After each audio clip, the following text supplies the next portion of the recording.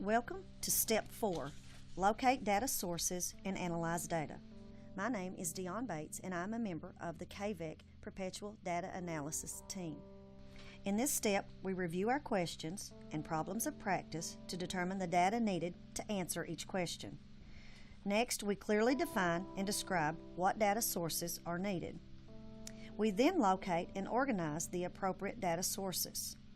Lastly, we record that data in a computer spreadsheet, template, chart, or with paper and pencil. In this step, we look at multiple measures of data, specifically the 4 types of data. That's student learning, demographic, perception, and school processes. The analysis of student learning data, demographic, perceptions, and school processes provides a powerful picture that helps us to better understand the school's impact on student achievement. The multiple measures give our schools the information they need to improve teaching and learning. Student learning data includes annual state assessment data, interim assessment data, and ongoing classroom assessment data.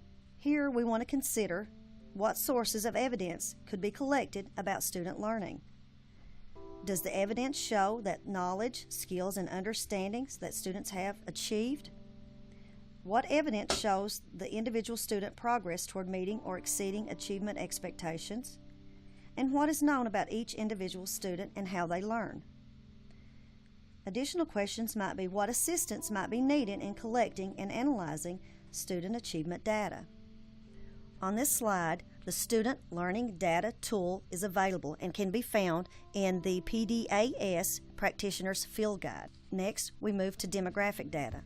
Demographic data may include number of students that you have in your school with exceptional needs, ESL students, students by ethnicity, race, religion, attendance for both student and teacher, number of years of teacher experience, socioeconomic status, graduation rate and dropout rates, or discipline referrals.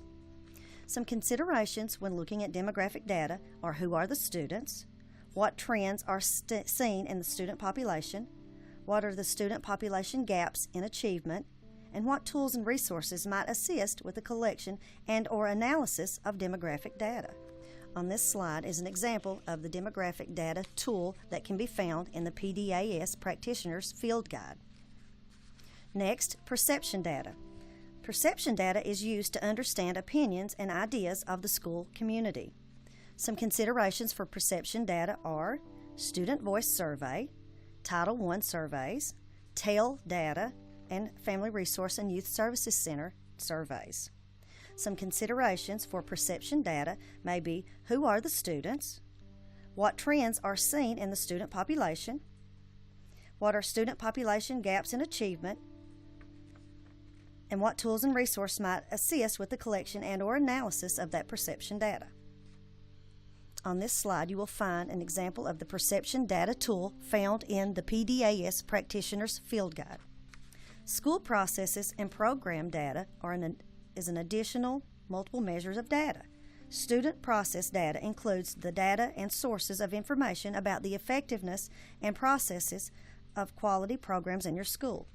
Some considerations are reading recovery programs, your after-school programs such as your 21st Century Community Learning Center program, accelerated reader or math, your STAR, the special education program, your current writing program, your instruction and your current curriculum that you're using. Considerations for that data is how successful are the programs you're using to bring about academic excellence articulated in the standards. What processes and programs work best for different groups of students with respect to student learning, and is that program making a difference in student learning? The program and process data collection tool can be found in the PDAS Practitioner's Field Guide. In this slide, we look at the intersection of data. Our data analysis process cannot end here. Now we need to think about how the data intersects across multiple data types. It is now time to determine how each of the 4 types of data relate to each other. We are looking for patterns and trends. Questions to consider is what is working, what is not working, how does the data relate to each other, and what findings help you to better understand your school or district's current results on student achievement.